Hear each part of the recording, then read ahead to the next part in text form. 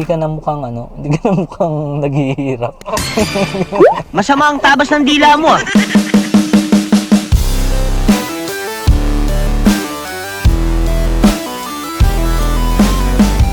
Welcome back sa aming YouTube channel mga kasibs. Video natin ngayon ay isang sasakyan na swak sa budget, maliit at hindi naman masasuffer ang comfort kahit papano. So, Toyota Wigo E CVT ang i-vlog natin ngayong araw na ito.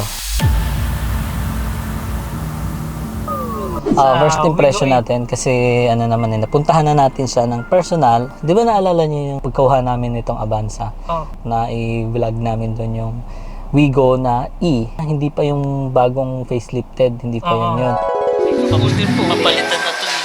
Ay, papalitan na to. Hindi, may papalit sila mas maganda. Bakit pa? Ang ganda nga ng tsura nito eh. Kisa to sa auto nung tignan mo doon. Ito nga ang ganda. Oo. Dahil papalitan na face out na to. Ay, face out na ba to? Magkano naman yun? Ganun pa rin siguro. Pero yung itsura ko, hindi ko talaga nagustuhan. Ay, yung type. Sabi ko sa'yo.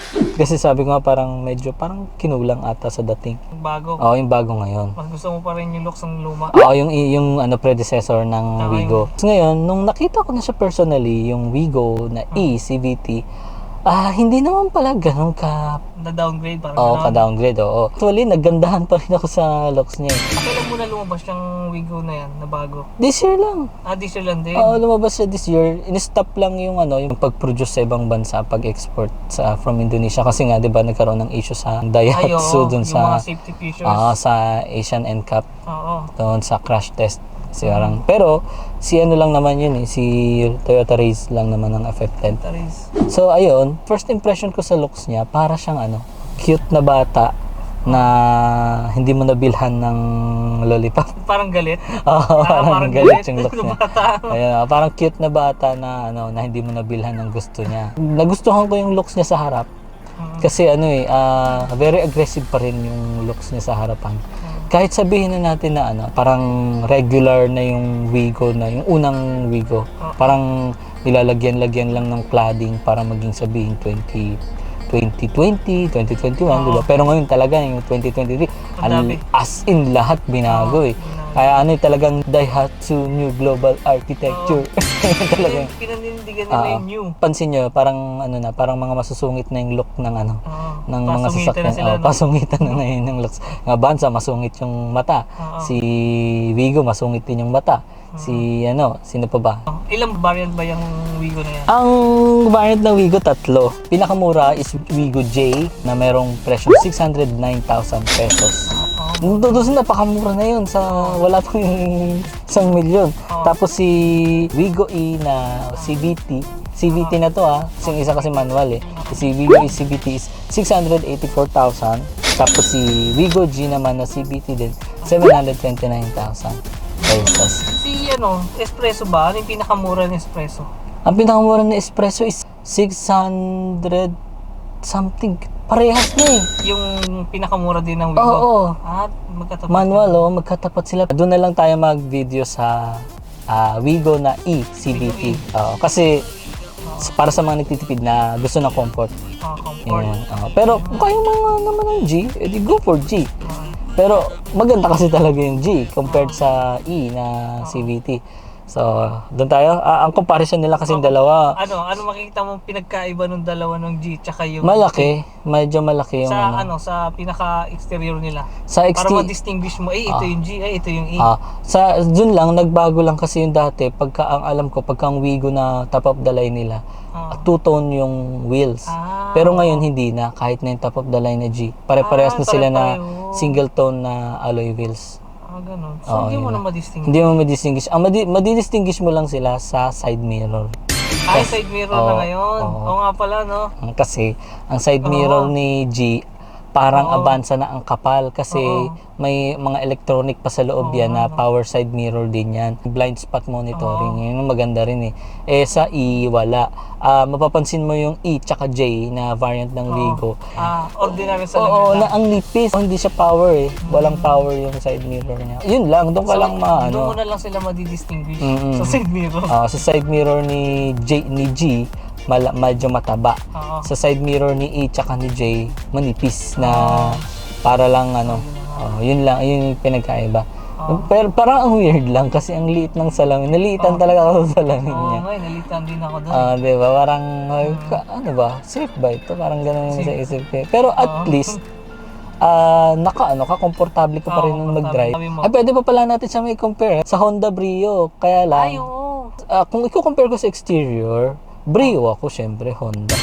Hindi sa dahil bias ako dahil sa Honda lover ako. Honda lover na walang Honda.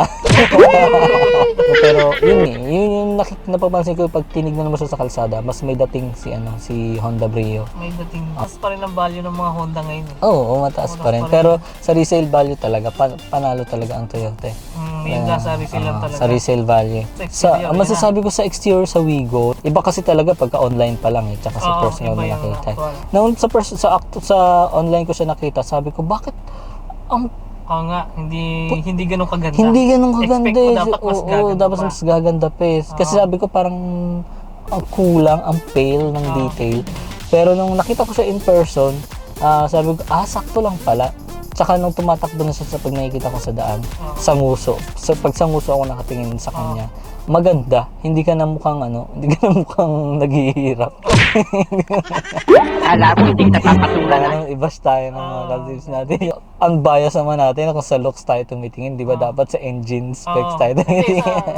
Pero kasi yun yung unang impression sa exterior na unang mong makikita sa exterior talaga. Kung ano yung itsura ng sasakyan mo, kung gaano kalinis yan, parang pag lumabas ka, parang iisipin ng ibang tao, yung malinis. image mo rin. Parang image mo rin yan parang malinis tong taong to. Kaya dapat laging malinis ang sasakyan nyo at makinang. Para pag lumabas kayo, ang tingin din sa inyo, malinis na makinang.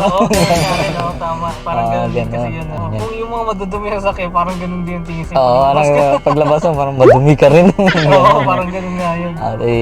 Sa looks niya, para sa akin, kasi dito sa Pilipinas, parang uso yung status symbol yung sasakyan mo talaga. Medyo hindi, parang ganun talaga. Hindi talaga ang katotohanan. Ayun ba? Itong dating first time car buyer tayo, wala sa atin yung looks nung time na yun. Sabi ko lang nun, basta maging maging komportable sa pag-travel from point A to point B. Madala ko lang ng magkakasama kami pamilya, makagala. Yun na, sapat na. Pero from time to time, pagka nag-evolve na rin naman ang lifestyle mo, doon mo marirealize na kailangan kong mag-upgrade ng sasakyan. So kaya para sa akin, mas maganda na sa pagka first time buyer ka, wag agad yung yung medyo mahal. Unless kung mayaman ka talaga na okay lang sa'yo. Kasi medyo may time yan na hindi mo maiwasan, may scratch, magkakaroon sa parking, ang pintuan ng katabi mo, babangga, di ba? Kaya para sa akin, mas maganda yung first time driver ka, mas maganda yung hindi ka masasaktan. Pero kasi kahit sabihin mong hindi masasaktan ka pa rin. Pero syempre, mas masakit kung mas mahal yung sasakyan na binili mo. Di ba? Ito pa, ang baba lang kasi ng CC niyan 1,000 CC lang yan. Kaya ang liit lang ng gasolina niyan. Kaya talagang, alam mo yun, yung mga pamilyang pangarap na pumunta ng dagat na by land lang. Kaya na yan. Kayang-kaya yun. Pwede makapasok yun ng expressway. Yung sa nguso kasi niya, yung headlamp, ang ganda na ng shape niya na napaka-social na ng shape na sa ganong itsurang hatchback. Tapos meron pang chrome accent dun sa gitna na nagdudugtong dun sa logo niya ng Toyota. Kaya medyo sumusyal siya dun sa itsura na yun. Yun nga lang, yung opening niya sa air vent dun sa harapan, parang gusto ko siyang palitan ng honeycomb grill. Yun ang gusto, para mas maganda tignan. Tapos yung LED niya na fog lamp, diretsong vertical, ang ganda unique sa kanya. Sa side profile, simple. Pero ang ganda ng yung side profile, yung gulong kasi laki. Malaki na rin Oo, pero kasi sana may tutun pa rin Sa interior naman tayo. Sa interior niya, napamangha niya ako sa interior niya kasi kahit na ganun kaliit yung Wigo, pagpasok mo sa loob, sabi ko, Munti ka mapamura. Sabi ko, bakit parang nakasakay ako sa sedan? Ang lapad pa rin. Tapos, or siguro dahil sa kasi si Daihatsu New Global Architecture, ang ganda ng ginawa niya sa loob, para rin siyang Avanza. Halos may kapagkain kay Avanza na walang masyadong maraming detalye, napakalinis ng dashboard.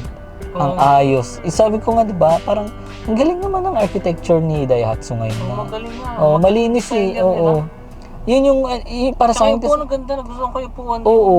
Ang ganda. Para sa akin kasi talaga, bilang driver talaga, dashboard talaga yung gusto ko eh. Kasi importante sa lahat, hindi yung parang nagda-drive ka na nasa loob ka ng bodega. Parang ganong feeling. Malinis. Yun hindi, walang feeling na parang kang nagda-drive sa loob ng bodega. Hindi ganun yung feeling mo kasi parang ang linis na tignan sa harap. Yung manibela, ang galing nga, may Sa ganung presyo. sa ganong 684,000 pesos na na-adjust na yung yung steering wheel Tilt. na Tilt. tilt na bababa. Nabababa lang siya pero hindi siya telescopic. Pero kasi kung kailangan po bang i-telescopic yun ang liit-liit na ng sasakyan. Sakto lang sa Tilt lang sakto na yun. 'Di ba? Pero sa ibang sasakyan walang ganon, walang tilt na ganong presyo. Ayun pa, sa ECVT lahat ng bintana power. Power windows lahat. Tapos tatlo yung headrest sa likod kaya panglimahan talaga siya. lahat. Oo. Ang laki na eh. Nagtaka Malawak. malawak yung loob niya. Pero pag tinignan mo siya sa labas, parang Malinis. para siyang manipis. lang. Pero nung pumasok ako sa loob, malaki. Malaki na. Well, siguro, Malaki pa sa alto nga eh. mas malaki siya sa alto. Tsaka yung kasi siguro dahil sa pintuan, hindi na ganong kakapal.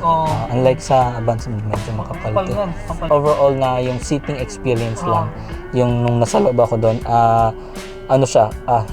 komportable na kahit pa paano. Ito paano? Oo, komportable na yun. Para sa akin, panalo na yun. Kung from 1 to 10, 9 na lang ibibigay ko. Mas naganda ka sa... Sagandahan naman ako sa interior niya. Pero kung ginawang leather, naku, baka maging 11 pa. Masyado na akong bagsak presyo na sa mga specs niya eh. Kaya nga eh. Sa presyo niya, sakto na yun. Hindi ka lugi doon para sa akin. Talagang binigay ni Toyota yung best niya. Ang galing eh, nagulat ako sa presyo niya, 684,000. Sa liit nun, kailangan pa pala ng sensor nun. Parking? Parking sensor niya. Sobrang daling ko na yun. Kaya nga mag-ECVT na kayo kung gusto niyo bumili ng Wigo. Si Jay ang wala. Front airbag pero sa likod wala. Sa front ng... Karaniwan lang naman yun. Normal naman na yun. Normal na yun. Cup holder meron sa harap, meron din sa likod. Yung HP niya ang baba, ang liit lang. So okay kasi sakto lang yun sa 65 horsepower lang. 89 Newton meters of torque lang. 89. Sakto na yun para sa size Sakto na yun, nun. malakas na hatak. Oo, malakas ang hatak nun. Alam mo naman si Toyota is Toyota nga. Sinasabi bakit? Hindi Honda is Honda. Suzuki is Suzuki. Ganun lang yun. Yun nga, 1000cc lang siya. Maliit, matipid yan. Kaya kung sa inyo, fan ako talaga ng sasakyan din na matipid. Ito, marirecommend ko tong Wigo na to para sa mga, yun nga, starting family pa lang, na small size family pa lang. Tapos, sa mga mayayaman dyan, estudyante na gusto magpabili sa nanay tatay ng sasakyan, yan, panalo din yan. Bago na bagay yan. Tapos, saka na kayo mag-upgrade kapag may trabaho na kayo. Bagay na rin sa babae din yan kasi yung CVT. Kasi talagang ang dali niyan i-maniobra. Wala kang problema dyan. Tsaka yung hill start assist niyan, wala ka. Wala nang nightmare sa iyo kapag ka ganun paahon, tapos traffic. Malaking bagay yun. Malaking factor talaga. Kaya, kung ako kung papapiliin ako si Wigo na J manual or si Espresso na manual, take note, si Espresso, dalawang variant, automatic na tsaka manual. So pero sa akin, kung papapiliin ako si Wigo J o si Espresso na manual, Espresso manual ako. Bakit? Kasi kung ako first time car buyer, yun talaga ang bibiliin ko kasi pagka first time car buyer ka kasi gusto mong pumunta kahit saan pag may sasakyan ka na. Kasi pwede na makapasok ng expressway yan kahit paano. Basta mag-ingat ka lang kasi maliit ka Pero ng anong sasakyan. dahilan bakit mas pinili mo sa Espresso? Mataas kasi ang ground clearance ng Espresso, tapos para siyang multi-car. Parang multi-purpose vehicle na rin siya. Maliit tapos mataas. Mataas yung ground clearance niya. Tapos ang kinaganda nito, yung kaha mismo ng gulong ng Espresso is malaki, kaya pwede mo pang i-upgrade yung gulong niya ng mas malaki. Kaya doon ako na-impress sa Espresso. Tapos naglabas pa sila ng auto gear shift, automatic na Espresso. Kaya sabi ko, parang killer to ng Wigo. Pero kung city drive ka lang naman, I preferred na siguro mag-Wigo ka na lang. Sige, hanggang sa susunod na kabanata, paalam!